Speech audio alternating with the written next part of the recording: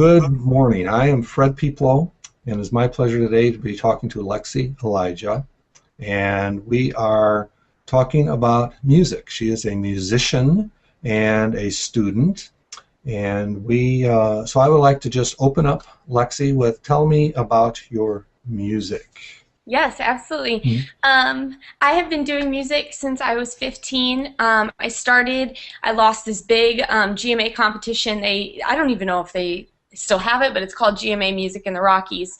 And me and my mom flew out there. It was supposed to be just this big, promising event, basically. And I was excited. I was like, I'm going to get signed. I'm not going to, this is it for me.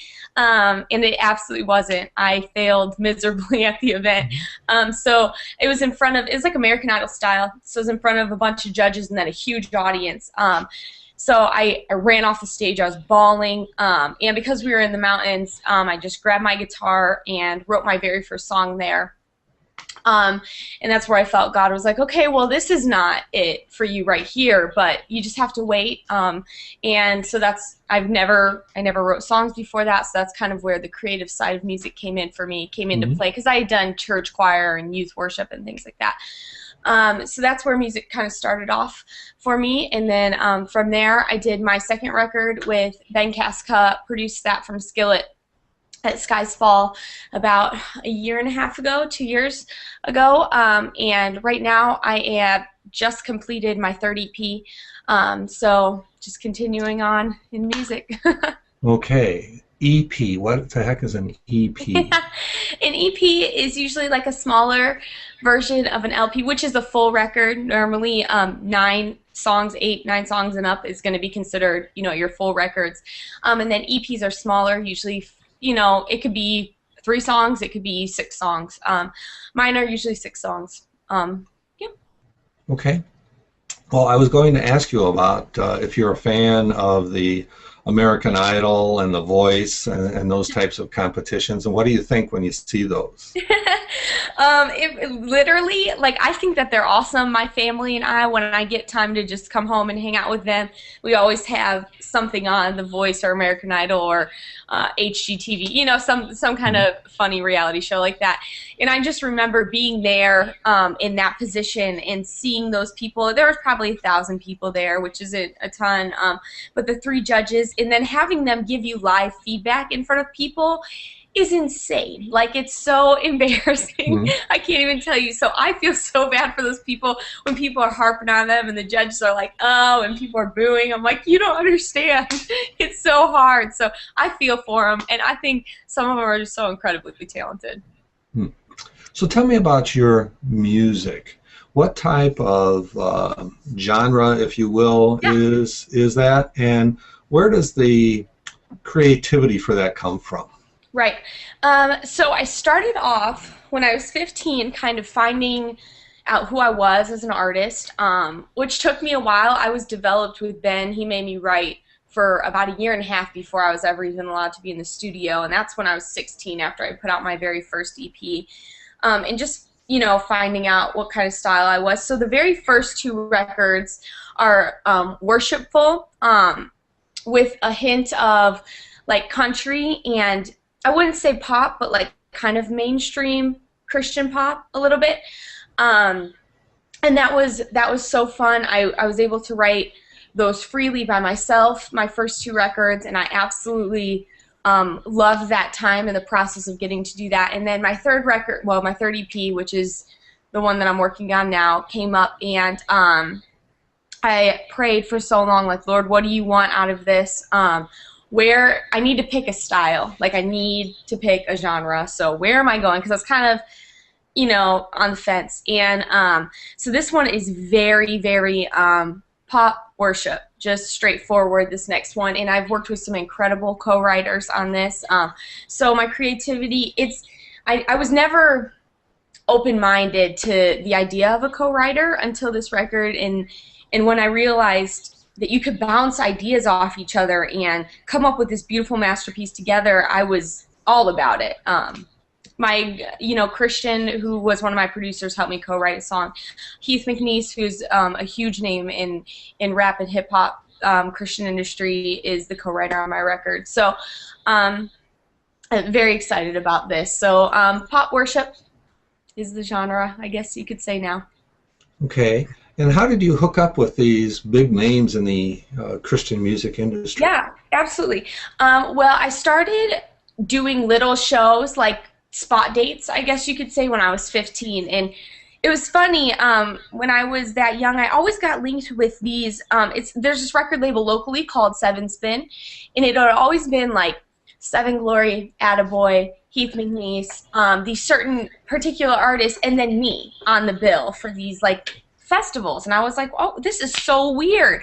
So eventually I developed friendships and with these all these people that were on this record label because it was always them and me at these like local shows, and Mhm. I was like one of the only female artists, so we just kind of eventually over time you're like, okay, I've seen you 14 times at these shows, so I need to say hello, and you kind of build friendships from there, and then up being on the road a lot, you meet a lot of people, and then my producers, I didn't know Christian before going into this current record that I'm working on right now, but he is one of the producers on this record. So I was excited to have him. I didn't know anything about him, about his music. I didn't know anything about his producing style, but when we sat down to write, I was very open-minded, and it just worked out beautifully.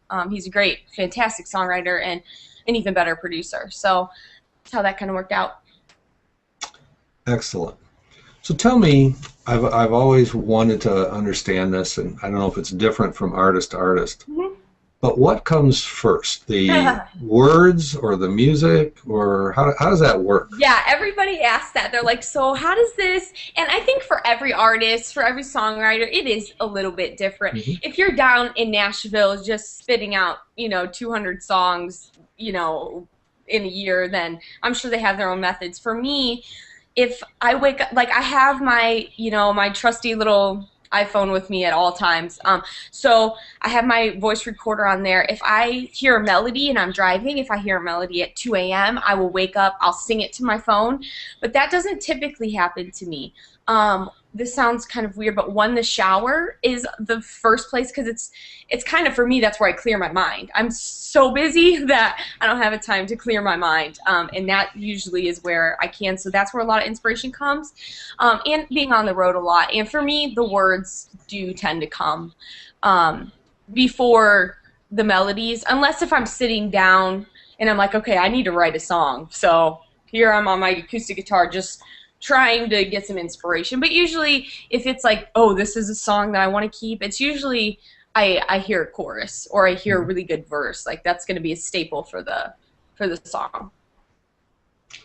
Okay. Have there been some, other than the big contest that you went to in Colorado, have there been some really frustrating moments where you've had to overcome something? Yes, absolutely. I don't talk about this one often, but when people ask me, I'll talk about it. I had just a terrible, the worst concert show festival experience of my entire life last summer, and it was so unbelievably frustrating. This is just live show wise that I never wanted to step on a stage again. My dad, he was filling in for the drums at a particular event. His eardrum was blown out from the sound. It was so bad because we use, in-ear monitors, in-ear systems. I was so frustrated that my set got cut to like 10 minutes and I was on stage and they were telling me this and I was like, I don't know what you want me to do in 10 minutes, but my set can't be in 10 minutes. So it was just, I can't explain the frustration in it. And I was like, okay, God, is this really what you want me to do? Because this is kind of hard and I want to be the best example that I can be and the best musician for you that I can be and be patient. But it wasn't happening that day. So yeah, you get those moments every once in a while that are checks, reality checks and humbling moments. And then you just have to decide, is this my calling? Of course this is my calling, so I need to press on. Great. Tell me about your calling. What message, if there is a message, Mhm. you want people to get from your music? Yeah, absolutely. So what I tell people in my music is I'm not like your typical Christian songwriter, I guess you could say. I try and push the bounds a little bit. I talk about very real things in my music, which is scary place to be in. But I love to be honest with my music. I absolutely love my Savior with my whole entire everything, everything always. He's number one. But I talk about real things in life because I've struggled with real things in life, such as self-image and boys and, you know, fighting with your parents or just having a bad day. Like, I'll talk about that when I write. And a lot of, you know, if you're in the industry, you kind of have a certain format that you sing, you know, you write songs about. And I tend to, you know, sometimes I feel like I push those bounds. So I'm a very honest writer. I want people to see that Jesus will always be number one. Of course, that's not, you know, that's no question about that. But that I'll write very honestly. They'll see my life, they'll see my faults, and they'll see my resistances, and they'll get a little glimpse of my life, and I hope it's relatable. That's, you know, that's the number one thing. I want to be relatable to people, and especially, you know, young women my age that have the struggles that I've been through. Excellent. Well, that is a terrific message.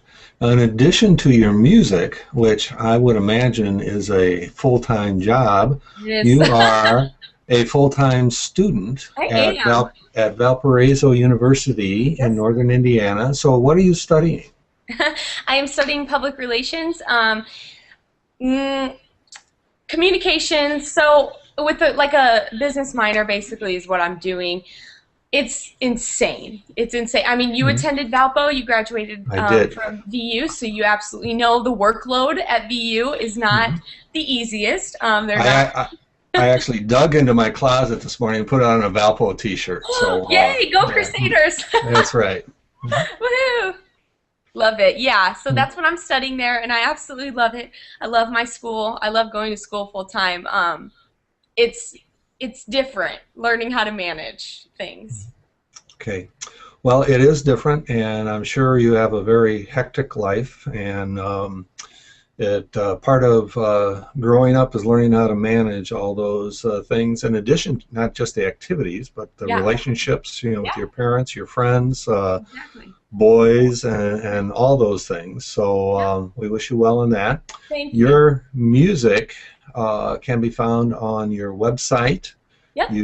There's ways to contact you there if anyone would want to book you. Right. You have a Yep. store that has your music as well as T-shirts and a whole bunch of other things available on it. A blog, a link to your Facebook page. You're Yep. on Twitter, and your music can be found on iTunes as well. Sure So can.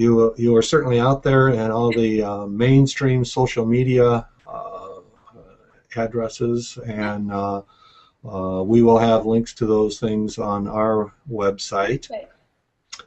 So tell me about your schedule. We are chatting here in early June, and your June seems to be jam-packed. Yep. I start tomorrow. The filming, well, the pre-production of the filming of my new music video for my new single, I Choose Love, which will be out in late June. So I'm doing that this week, a couple days this week. And then from there, I leave Thursday night, I believe, right after, you know, the video wraps. And I'll be on the road doing festivals, youth camps, oh man, concerts. Honestly, I don't know my Mhm. schedule off the top of my head. It's terrible. But it's all on my website, and I think you had a Yeah, couple dates. it is on your website, and the big dates on there. Friday, June the 14th, you'll be in Omaha at the Royal. I can't read my own writing. Royal Taylor Ramada Plaza, I think it is, Yep. and Sunday, June the 16th, at the Portage Township Summer Festival Hmm. in northern Indiana, and Saturday, June 22nd, in Stevensville, Michigan, at Christ Lutheran Church. They're having an outdoor concert Yep. featuring you. So, Yep. um, uh, and as a personal testimony, I was at your concert there last year, and it was excellent. Oh, And thank you. looking forward to another good time and Yes. great weather again this year. You have to bring the good weather with you. I know. I'm gonna Yeah, try. yeah. So, well, Lexi, you are a beautiful girl, a very talented musician. We wish you nothing but the best blessings from God for you and your family. and on your music, because it's a great testimony for Christ, and how you can help others through your music is a gift, and we Thank you. wish you well. Thanks for having me. Bye. Bye now.